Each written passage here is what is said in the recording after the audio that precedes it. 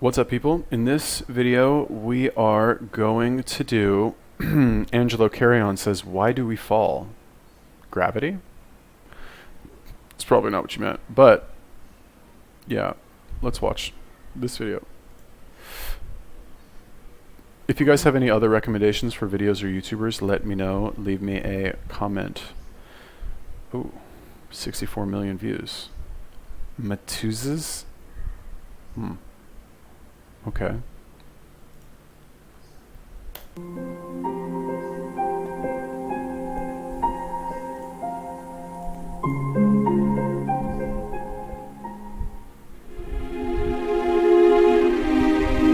me tell you something you already know. The world ain't all sunshine and rainbows. It's a very mean and nasty place, and I don't care how tough you are, it will beat you to your knees and keep you there permanently if you let it. You, me, or nobody is gonna hit as hard as life. But it ain't about how hard you hit. It's about how hard you can get hit and keep moving forward. How much you can take and keep moving forward. That's how winning is done. Pain is temporary. It may last for a minute, or an hour, or a day, or even a year. But eventually, it will subside, and something else will take its place. If I quit, however, it will last forever. The margin for error is so small. I mean, one half is... This is so boring. Oh my god.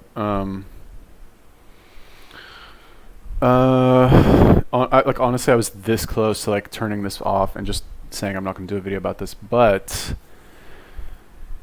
this is pain, right? I gotta fight through the pain, make a video about this, because if I spend 20 minutes now making this video about something that I'm sorry, I just think this is boring. Like, I don't know. Some of the motivation stuff is good, but I just find this one extremely boring.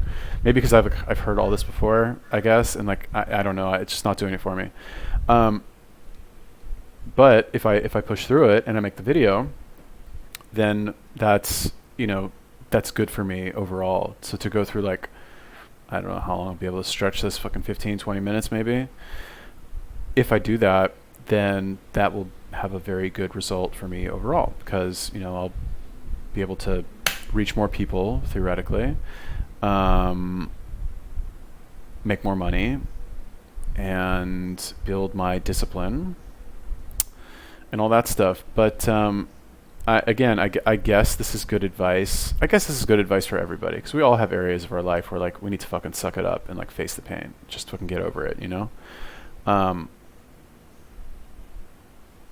But I don't know. Like, I feel like some people just need that a lot more than others. You know what I mean? Like, some people are just fucking cream puffs, man. They fucking can't do anything. Like, they're just weak human beings, straight up. Like, they're actually weak.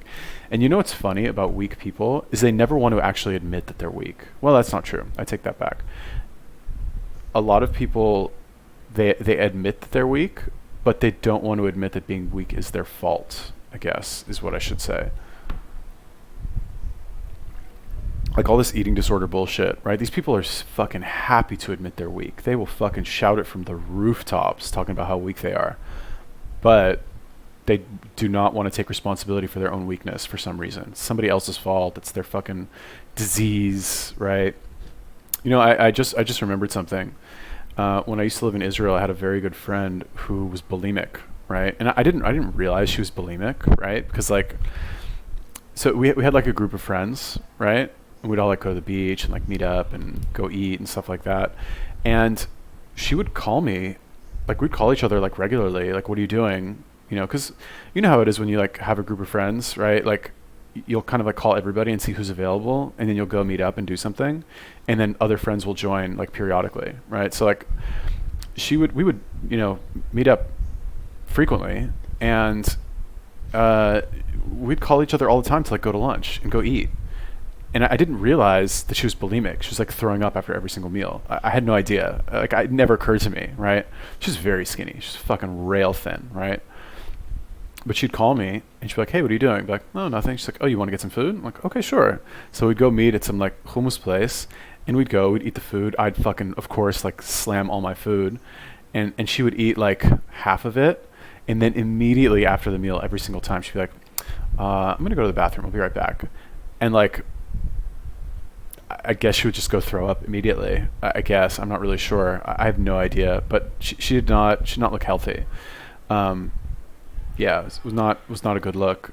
But I remember when when she would talk about it, because eventually I found out, I think another one of our friends like told me, because I mentioned, I don't know, I said something about like, oh, we went to go get food, we went to go get lunch, and another one of my friends said, oh, well, she's gonna fucking puke that up for sure.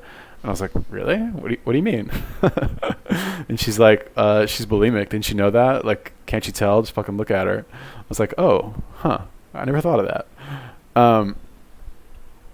But later on, she like, I don't want to say she admitted it, but she just became more open about talking about it. And she would be like, she'd get this like glazed look in her eye, and she'd be like, yeah, I can't do this because of my disease. I have a disease. You know, wouldn't actually say bulimia or fucking an eating disorder, just call it her disease. People love to disassociate themselves from their own shortcomings, right? And they love to take they love taking credit for their success. Will never fucking take blame for their failures, right? If you succeed, it's always because like, oh yeah, I worked hard, I did this, I did that, you know, I fucking crushed it, like I trained really hard, I learned the right things, I put the right amount of work in. But you fuck up, you fail, oh my god, it's the world's fault, it's the government's fault, it's my mommy and daddy's fault, like my ex-boyfriend, ex-girlfriend, right? We're so quick to blame other people or anything else other than ourselves for when we fail. Some people aren't, but I will say that even if you, let's say you aren't and you take blame, the only reason taking blame is good is because the act of taking blame should encourage you to change something on your own. If you just take blame and you just wallow in your own self-pity and you're like, oh, I'm a weak piece of shit, I know it's all my fault, but fuck it, I'm just a fucking loser anyway, so I'm not going to change. That's not good either. You're like as bad as the other people. Step too late or too early, you don't quite make it. 1/2 second too slow, too fast, you don't quite catch it. The inches we need are everywhere around us. They're in every break of the game, every minute, every second. You got a dream, you got to protect it. You can't do something themselves, they want to tell you can't. You want something, go get it. Period. Don't be afraid to fail. You can't always win, but don't be afraid of making decisions. You have to believe that something different can happen. He who says he can and he who says he can't are both usually right. Most of you say you want to be successful, but you don't want it bad. You just kind of want it. You don't want it badder than you want to party. You don't want it as much as you want to be cool. Most of you don't want success as much as you want to sleep. Our deepest fear is not that we are inadequate. Our deepest fear is that we are powerful beyond measure. It is our light, not our darkness, that most frightens us. Dig deep down, ask yourselves, who do you want to be? Figuring out for yourselves what makes you happy, no matter how crazy it may sound to the people. Make a choice, right? Just decide what it's going to be, who you're going to be, how you're going to do it. Just decide. Yeah, I think that's good advice. That's for sure. Absolutely, definitely. Like, there's this famous, so two things. Number one, you have to, and again, what do I know? I'm just one person. And these are all very general statements that can, these are called axioms, right? Which is a statement that is universally true, right? You could also call it like a universal statement. Basically, an axiom is something that's always true. Like, I don't know, fucking everybody, I can't think of anything right now. Everybody, or hindsight is 20/20, perfect, right? Meaning that, like, you know, when you look back on the decisions that you made, obviously you're going to say like what you should have done differently. That's an axiom. That's always true. Hindsight is 20/20. Fine, maybe not always true, but like mostly true. True most of the time, I guess you could say. Whatever. Don't nitpick. So anyway, the point is that, like, okay, yeah, it's all kind of true, but every truth is but a half truth, you know? Yeah, do what you want, but do it the right way, right? The example that came to my mind when I heard that was like, okay, I'm thinking of myself, right? I'm sure all of you are all thinking of yourselves too. You're not thinking of me, but I'm thinking of myself, and I'm like, all right, do what I want to do. And like what I'm doing right now, like actually right this second, is I'm making these review/reaction videos, and currently I'll make like 6, 7, 8 a day. Okay. And I'll publish maybe 4 or 5, and then I'll do like one vlog/mukbang. And I'm thinking to myself, okay, that's what I want to do. That honestly, like, I'm not going to say it doesn't feel like work to me, because it does feel like work, but it's not like hard work. It's like fun work almost. So I am doing what I want to do, but is that necessarily the best choice for me? right now, one could look at my situation and what I'm doing and say that that's not the best choice, because the results do not justify the amount of work that I'm putting in currently, right? Regardless of any sort of like progress that's been happening in the past month or so, whatever, fine. But a year from now, if I continue with this and I see a much better result, all of a sudden, all the work is now somehow worth it, right? So I guess it just depends on like how far you extend out your timeline, or how far you're willing to extend your timeline to actually work for it. Like back in the day, I used to grow Instagram accounts, and when I started doing this, I took I had about 5 accounts that I would manage by hand, and those were like my little babies. And then I had software do like 100 accounts that I just grew. Really just like my original plan was to grow them and sell them. Most of them got banned. But the 5 like little babies that I had, I knew that I would grow those by hand. That was a long haul. I knew I'd have those for years. I honestly don't touch them anymore. Most of them got banned except for 2, which I don't really touch, unfortunately. And like even my own Instagram account, I would fucking post every single day to that account, like every day. And I would I would max out the character limit on those captions, like every day, fucking 2,000 characters. Like I had it down to like an art where I knew that I could get like exactly how many words or letters in there, including the hashtags, and fucking I'd be good. I knew it was a long haul, and I was like, okay, I'll give it a year. And then I ended up giving it like a year and a half, and I just quit. So I was like, what the fuck am I doing? What's the point of doing this? It didn't seem like it paid off to me, right? So I just stopped. And honestly, like with this YouTube thing, like definitely a possibility that will happen as well, right? Currently, I'm experiencing growth, very encouraging growth, and the very encouraging growth is peppered with periodic spikes in growth, which help to keep you even more motivated. Like a few days ago, I posted a Greg Doucette video that I didn't actually expect to do that well, but it's going to become one of my most popular videos this month, at least, right? I had no expectation of that at all.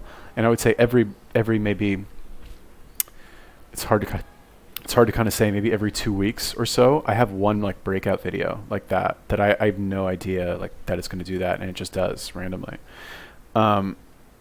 So that's number one, is you need to set your timeline out far enough to prepare yourself ahead of time to do the work. Number 2 is actually a tip that I learned from Grant Cardone in his book called Be Obsessed or Be Average. Amazing book. You should all get the audiobook and listen to it repeatedly. But basically what he says is that when you set a goal, you should set a massive, incomprehensible goal for yourself. Don't set these like little bitch ass goals like, okay, fine. On the one hand, yeah, do the like 1% better per day thing. Fine, that's good. But do that on the way to a massive, incomprehensible goal that you could like doesn't even seem real to you, right? Like right now, if I think to myself 10,000 subscribers, that doesn't seem like that much to me, honestly. It's much more than I have now, and it'll take me a while to get there, but that doesn't seem so beyond my capabilities. Even like 100,000 subscribers, like I think I can get to that. I don't think that's like so far out of my capability. It's far off in the distance for sure. It's not going to happen in the next year or 2. But I still think that's possible. But if I set the goal for myself, let's say 1 million subscribers. I want 1 million subscribers. You're like top of the top at that point. There's not so many people that have 1 million subscribers, like actual people. So if I set my goal to be 1 million, I'm going to extend my timeline out much further and work much harder to achieve that than I will if I set it to 10,000 or even 100,000 or even 500,000, right?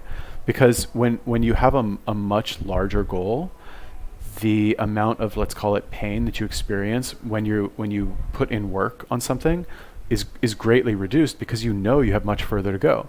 Just like if you're going to be like, I don't know, let's say you have a full day of walking ahead of you. You're like on some fucking mountain hike or something, and you're going to be going from sun up to sundown. The amount of work that you put in the first hour, let's say, even though it might be difficult, and if you were only to do that amount of work in an hour just and leave it by itself, you would probably like be very taxed. When you compare that to the amount of total work that you have to do, it doesn't really seem like that much, because in your mind you have much further to go anyway. That's my point. Why not? Why can't I be the MVP of the league? Why can't I be the best player in the league? I don't see why. Why can't I do that?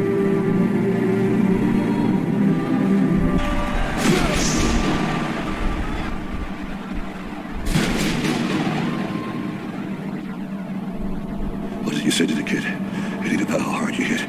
It's about how hard you can get hit and keep moving forward. How much you can take and keep moving forward. Get up. Get up. And don't ever give up. We can stay here, get the shit kicked out of us, or we can fight our way back into the light.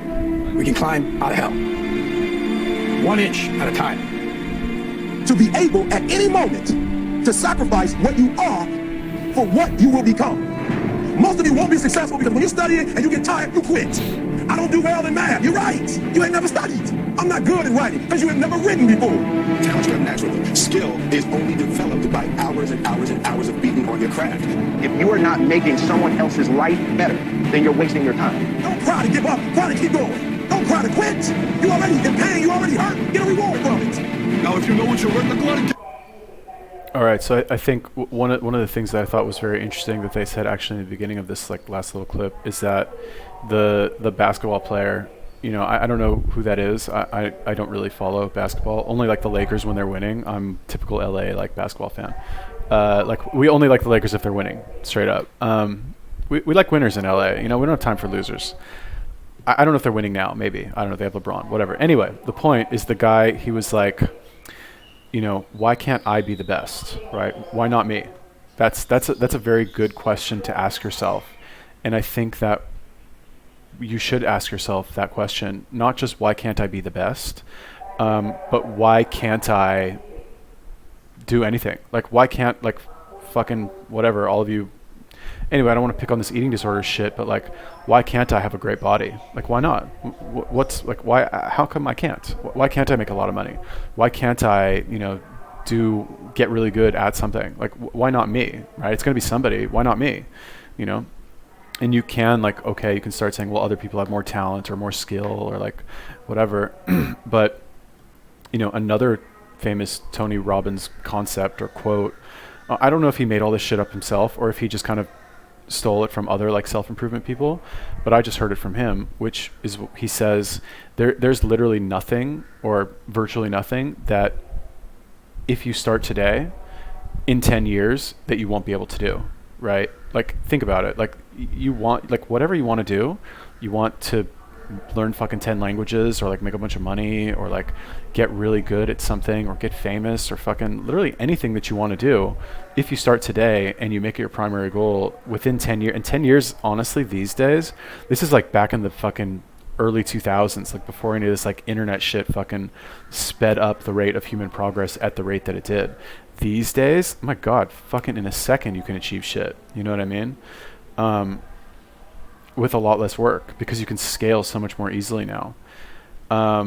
Another thing that I thought was interesting that they said is that you need to, in order to become, you have to sacrifice what you are now in order to become what you want to be, blah, blah, blah. So like this is a very interesting concept which says like whatever thing that you want in the future, you have to give up not just what you are now, but the thing that means the most to you right now.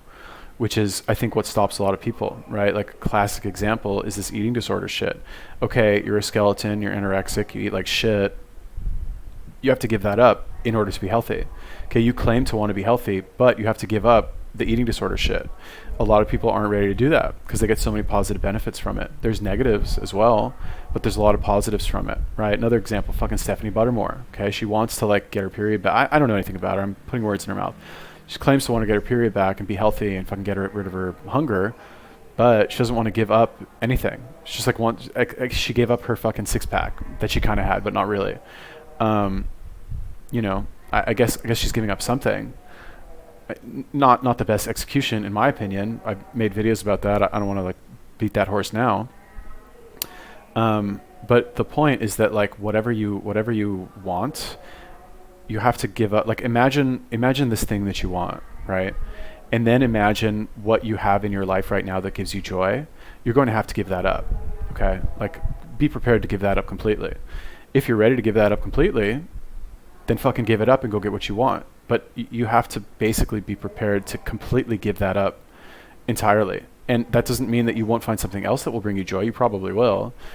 But you don't know what that thing is. You have no reference. You have no frame of reference for that. So just know that. Be prepared for that, I guess. Get what's your worth, but you gotta be willing to take the hits and not point the finger saying you ain't where you want to be because of him or her or anybody. Cowards do that, and that ain't you. You're better than that. Because every day is a new day. Every moment is a new moment. So now you got to go out and show them that I'm a different creature. Now, I'm going to show you how great I am. The 17th chapter of St. Luke is written, the kingdom of God is within man, not one man, nor a group of men, but in all men, in you. You, the people, have the power. The power to create machines, the power to create happiness. You, the people, have the power to make this life free and beautiful, to make this life a wonderful adventure. Now, what are you going to do?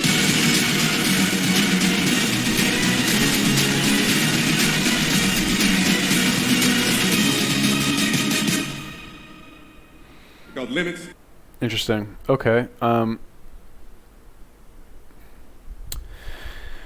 Yeah, I mean, I think at the end of the day, you not only need to believe in yourself, but you need to feel like you actually deserve it, right? You need to have that kind of narcissistic attitude that you are better than everybody else, and not only that you are better than everybody else, because a lot of people have that attitude, deservedly or not, they have that attitude, but what's lacking is the desire to prove it to everyone on a grand scale, right? Like, I'll take me for an example, right? I honestly, I think, I'm not, call me a dick, whatever you want. I think I'm smarter than most people, but I think most people think they're smarter than most people, right? Not only do I think I'm smarter than most people, but I think I'm interesting to listen to and entertaining. And I think that if I put enough content out there, people will discover that and enjoy it, and I will be recognized for the, let's call it the work that I'm doing, right? Deservedly or not. I mean, I can also like take a more critical look at myself and be like, and this is my inner voice all the time, or sometimes my outer voice, if I actually say it. I talk to myself all the time. It's kind of creepy. I have like conversations with myself, whatever. Anyway, I'll be like, dude, no, you're not. You're fucking boring as shit. Who the fuck would want to listen to you? Look at your life, right? I say that too, but at least I have the other side also. That's like what I said before, and if I didn't have that, I wouldn't make these videos. Why would I? I wouldn't have the confidence to do it. I wouldn't have the confidence to talk like this. Some of it comes from inside, right? From a natural belief that you are the best, or at least good enough to hang with the best. And some of it, it's not only from within, right? Because if I get some, I do get positive feedback from people, not just on these videos, like in the real world, right? Like I have conversations with people like, wow, you're so smart. Sometimes, not always. I'm also a fucking idiot sometimes. But you need both, right? You need the initial fake confidence, let's say, or faith in yourself to do or say whatever it is that you want to do. And then periodically, like you might suck in the beginning. I sucked at talking when I was fucking 1 year old. I'm pretty good now. But in the beginning I sucked. But I had faith in myself that I'd get better, or I just ignored that I was bad. And then along the way you get some references, like in pickup they call these reference experiences, or just references for short, where you do things badly for long enough and then eventually you get it right, and that experience of getting it right gives you like a little boost of confidence. And the negative experiences are also references because they show you how you did things wrong. But in order to get that tiny boost of confidence, you need the positive references. There's a book on this called The Winner Effect. Very good book. You guys should check that out too. Anyway, who told me to do this? I talked a little bit of shit about it in the beginning, but I think it was good overall. Angelo Carrion, thank you for telling me to do this. If you guys have any other recommendations for videos or YouTubers you want me to take a look at, let me know. Leave me a comment. Peace.